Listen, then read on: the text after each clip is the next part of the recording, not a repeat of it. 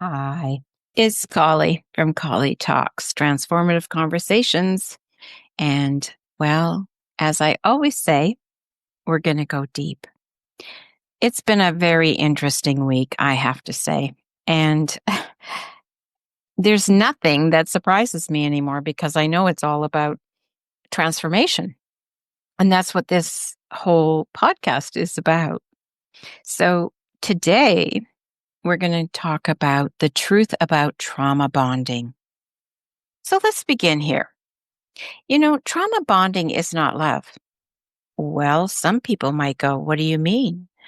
Well, it's actually a survival response, a nervous system's attempt to stay connected, even when the connection is hurting you. It's that gripping, confusing, overwhelming dynamic that keeps you loyal to someone you know is harming you emotionally, physically, spiritually, or even financially. I'm not sure. Well, when I say of course, I'm not sure because I don't live inside your head. But films like Sleeping with the Enemy and The Invisible Man portray this very well. The dance of manipulation, fear, charm, isolation. But trauma bonds don't always look this extreme. And sometimes they're very subtle.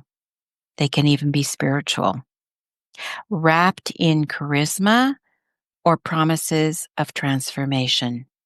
That's right. But whether they are obvious or invisible, they leave the same mark. Consider it to be self abandonment disguised as devotion.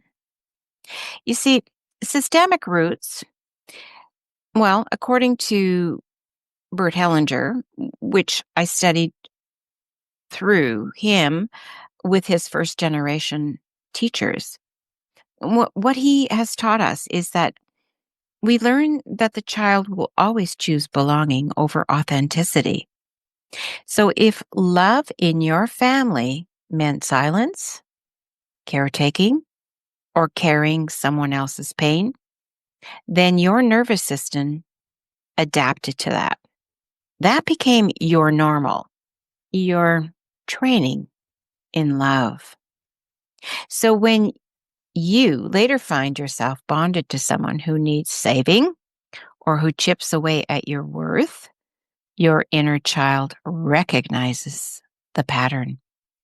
Not because it's good, but because it's familiar. And this shows up beautifully in Whale Rider, that deep systemic pull to prove your worth to those who cannot fully see or receive you.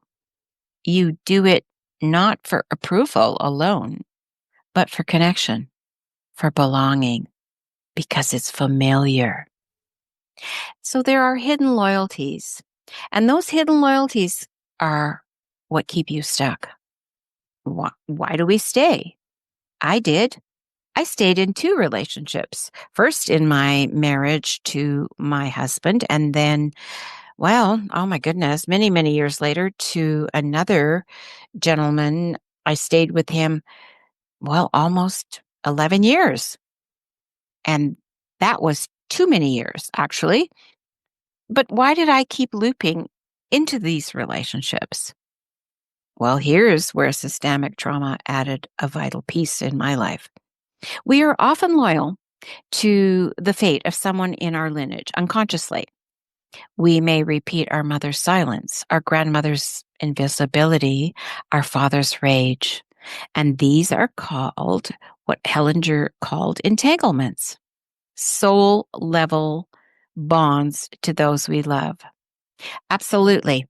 Absolutely. That was where I was at with my first relationship, my husband, and bless him. And I have a beautiful child because of him. But the thing is, it was so interesting is that he was not just one, two, three, four, but he was four. Yes, he was four people. He was my mother, my father, and my godmother and my godfather who actually raised me for the first 6 years of my life.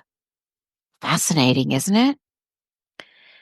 So in The Lost Daughter, we witness a woman haunted by the costs of motherhood and unprocessed pain, the kind that doesn't just belong to her. It's ancestral. It's systemic. And until we see it, we live it. I did. I did. I lived it over and over until I don't any longer. And that is now. Sometimes, though, staying in trauma bonds is how we say, see, Mima, I'm still loyal to your story, even if it destroys us.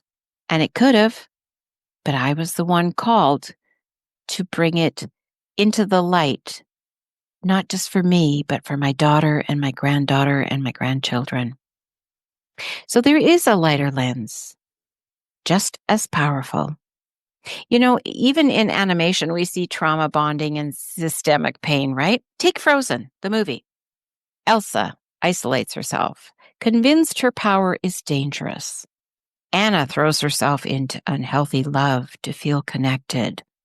Each sister is entangled in a family system that hasn't taught them how to hold their truth and be loved at the same time.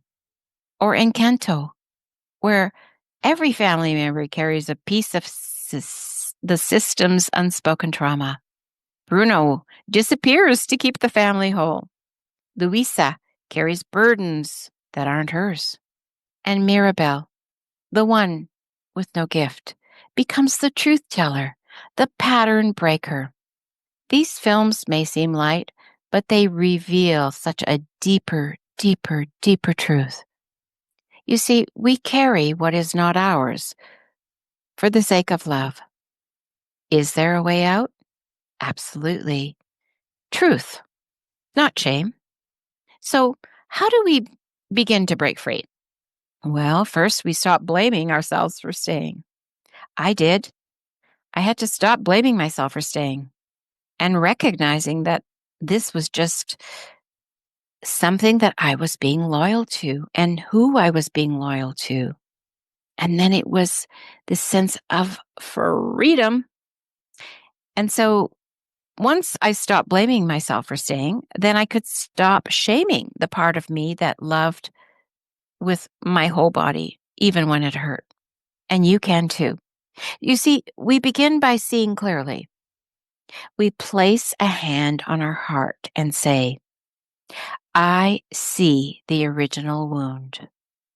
I honor the one I've been loyal to, and I choose something different now. We don't need to cut the cords in anger. We can release in truth and love. Because healing trauma bonds isn't about forgetting the past. It's about actually seeing it fully and then choosing to live your own fate. So, to the one still caught in a bond, whether that's you or someone you know, that bond that feels like love but leaves you aching, you're not weak, you're loyal. And now you are free to choose you. So thank you for listening, for feeling, and for walking beside me today. This episode is a prayer, a remembrance, a release, and I only ask that you share it with someone who needs to hear this. And come find me if you need support on your path out of the spell, because that's what it is. It's a spell, and spells can be broken, as I have found out and as I have worked through. So blessings and lots of love and lots of hugs. Soul hugs, soul hugs, soul love. I just really pray that all of you are well and that you truly, truly find your bliss. Take care.